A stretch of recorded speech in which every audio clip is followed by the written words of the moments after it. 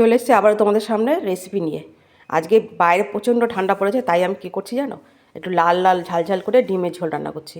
এই জন্য তেলে দিয়েছি জিরে তেজপাতা ফোড়ন দিয়েছি, আর এদিকে দেখো ডিম আর আলু ভেজে নিয়েছি, সিদ্ধ করে ভেজে নিয়েছি। এদিকে পেঁয়াজটা একটু লাল লাল করে ভেজে নিই, আর এদিকে মশলাগুলো কিন্তু সব বেটে নিয়েছি। এর ভেতরে সব মশলা আছে, আদা রসুন পেঁয়াজ জিরে হলুদ সব একসাথে বেটে নিয়েছি। আর এদিকে পেঁয়াজটাকেও ভেজে নিচ্ছি লাল লাল করে, একটু একটু ঝাল ঝাল হবে, কারণ বাইরে এত ঠান্ডা পড়েছে, একটু ঝাল ঝাল না হলে ঠিক ভালো লাগবে না।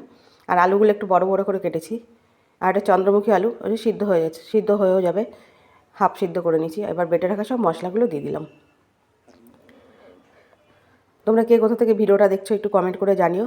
আর আমার ভিডিও যদি ভালো লাগে বা ফটো ভালো লাগে তাহলে সাবস্ক্রাইব করে পাশে থেকো, পাশে পাবে সবসময়। তাই একটু বাটি ধোয়া জল দিয়ে ভালো করে মশলাটাকে কষিয়ে নেবো।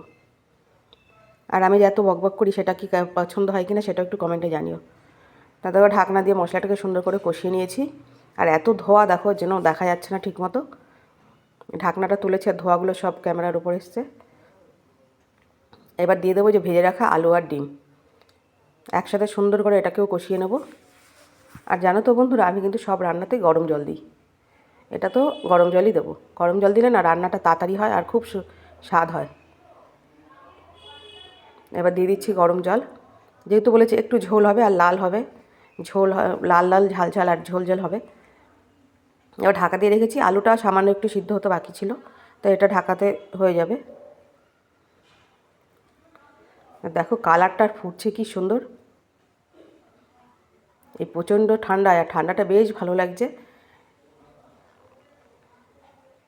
রান্নাটা কিন্তু প্রায় আমার হয়েই গেছে, এবার আমি নামিয়ে তোমাদের দেখাচ্ছি। দেখো রান্নাটা আমার হয়ে গেছে। ভিডিওটা যদি ভালো লেগে থাকে তাহলে লাইক শেয়ার ও কমেন্ট করে যেও। কে কোথা থেকে দেখছো ভিডিওটা সেটা একটুখানি কমেন্টের মাধ্যমে জানিয়ে যেও।